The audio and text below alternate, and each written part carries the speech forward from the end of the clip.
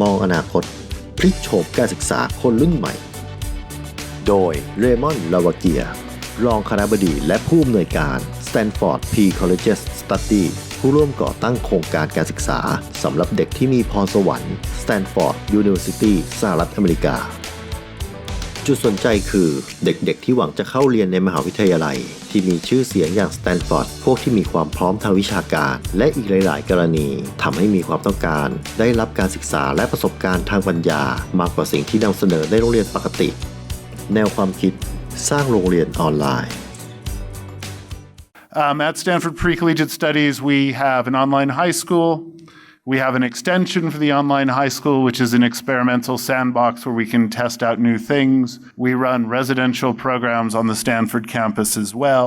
We also run part of the fourth quarter of the academic year that focuses on students below the age of 18. My joke at the university is that Pre-Collegiate Studies is doing supply chain management. 5 years ago, when we started on this process, when I met people, it would take me about 5 minutes to explain what I do. These days, as you will know by the end of this talk, it still takes me 5 minutes because when I say I do online learning, people think immediately they know what I'm talking about, and then I have to say, no, we don't do it that way. We actually do it a very different way. And so the goal today will be for you to understand exactly what we have been up to.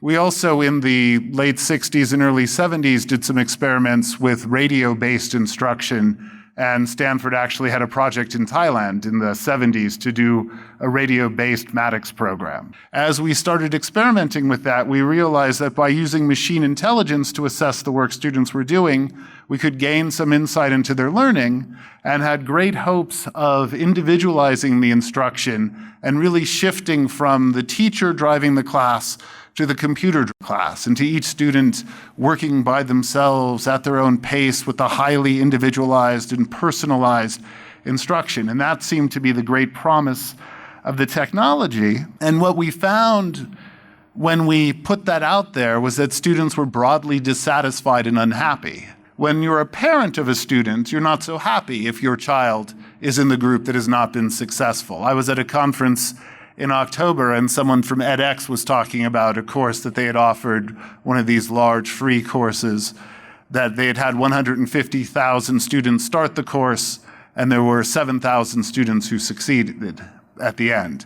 This might be something that's used for continuing professional education, but when you're talking about educating children, you cannot afford to have the vast majority of students who are taking your courses fail. As we started looking at what was working and what was making students excited about learning, we realized that the technology per se was not it, but rather it was the ability of the technology to bring the students together. And when we created the online high school, we decided to move away from what most people are doing with online learning these days, which is that intense, individualized, personalized, self-paced approach, to, in essence, what I like to say, use 21st technology to deliver a 12th century education.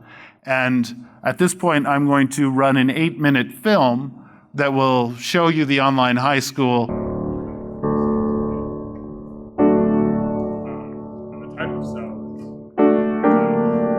I really always liked science, even as a young kid. I was always actually in advanced mathematics ever since second grade. I've been acting for the past 10 years. I am currently living and traveling aboard a boat. When you're a musician and you love what you do, music is really all you want to do.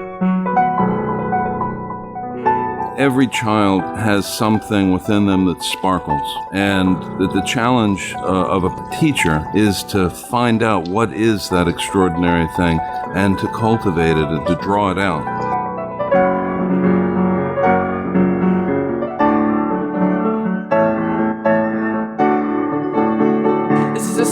Where people are excited about learning. They do their reading for English class, or they work their problems for chemistry, not because it's required, but because it's actually interesting. We want to discuss it with all of our friends. Ben alluded to this last class, this social dimension to identity, right? When people hear about an online high school, they immediately think socialization problems. But the model of online they have is the model of most online education, which is totally asynchronous. The students are just watching lectures and emailing a teacher. So the first thing is that we meet in classes, right? We talk to each other. We all come to class. We just happen to come to a virtual class. They have regional meetups where they get together. They watch movies together. You can form a club if you get a faculty sponsor, and it can be about basically anything you want to. It wasn't easy for our teachers when we could solve complex problems in our heads, but struggled to grasp the basic logistics of submitting assignments on time. And yet you accepted our eccentricities and often appreciated them like nobody else had. OHS helps us become who we are truly meant and aim to be if we put into the equation the same degree of dedication and good faith that the faculty and staff do put in us each day that they continue to provide us a premier education.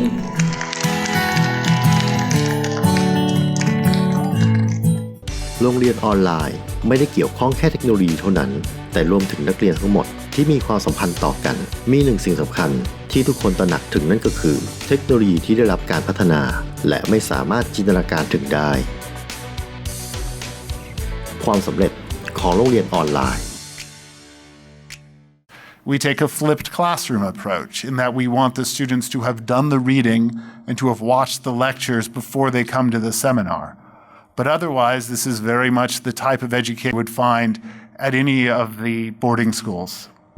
More active possibilities for collaborating with schools and not just with students working at home. And these are philosophy courses that in the first year it's biology and methodology of science. The second year it's a history of science and culture. The third year a course called democracy, freedom and the rule of law, which introduces students to the British liberal tradition. And the final course, critical reading and argumentation. And these courses are designed to give students an ability to critically and reflectively about their education and about how they're learning. They also achieve a couple of interesting results. On the other hand, the democracy, freedom, and rule of law, because it is working with British analytic philosophy, students who are very good at mathematics but who are perhaps not as verbally gifted find that this is the first humanities course where they can really achieve high results. And so these courses serve to change how students are thinking about themselves and how students are thinking about their material. Finally, the course on critical reading and argumentation really teaches the students to look critically at any material.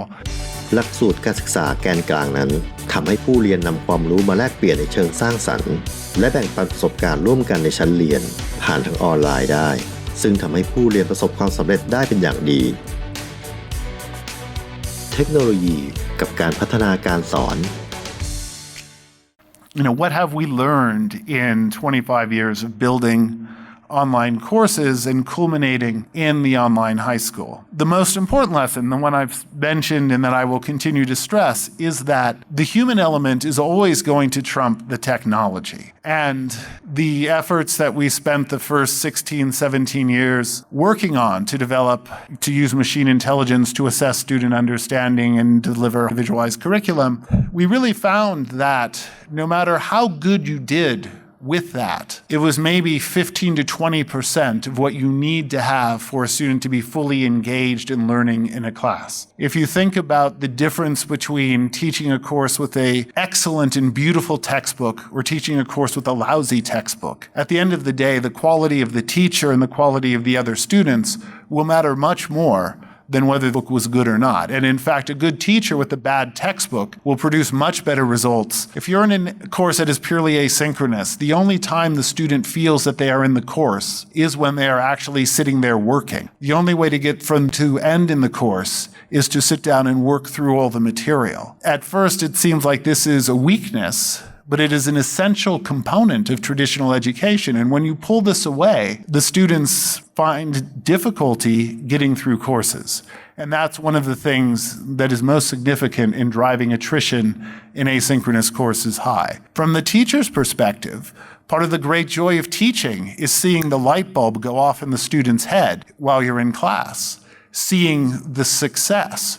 What we in our pure asynchronous courses was that the only time the students would ever come to talk to the instructor is when they were stuck or having problems. It is deeply satisfying to teach in this environment. And again, it is because of the interaction between the students and the instructors. I tell the parents that the reason the school works is because we are bringing the right students and instructors together and we are getting out of the way. The important thing to remember is that if you are building an online school, it is the schoolness that is essential. The onlineness is the enabling, and it cannot be the thing that is focused on. The second point that I will stress is that one must be wary of what I call the content-centric view of courses. If you listen to current discussions of online learning and current discussions of individualized learning courses for these types of students, the focus is always on the content. When I think of the proper role for information technology in these sorts of courses, there are certain things that can be done for personalizing instruction, for creating nice, dynamic textbooks, beautiful things. Richard will certainly be talking about some of the things that can be done there. And I say these are great things, but they are not sufficient. We must take these and integrate them into the rich learning environment that brings students and instructors together to really let the learning happen. I think there are good potentials too for the big data. And so everything, they need to be able to look at things critically and pick things apart. What is absolutely certain is that in the future, 100 years ago, anything that was published, you could make reasonable assumptions that someone had edited it. In the future, most things that people will encounter will have had no editorial input at all. And there will be increasing amounts of nonsense out there. Students need to be able to look at things and quickly decide, is this a valid document? Does this have actual information in it? They need to be able to curate things themselves. They need to be able to look critically at things, look behind the frame, understand what's there. สิ่งที่สำคัญที่สุดของโรงเรียนออนไลน์คือเทคโนโลยีที่ใช้ในชีวิตประจำวันทำให้ผู้สอนเข้าถึงผู้เรียนได้มากขึ้นถึงแม้คุณภาพของตำราเรียนไม่มีคุณภาพแต่ถ้าผู้สอนมีความสามารถก็ทำให้ผู้เรียนเข้าใจเนื้อหาที่เรียนได้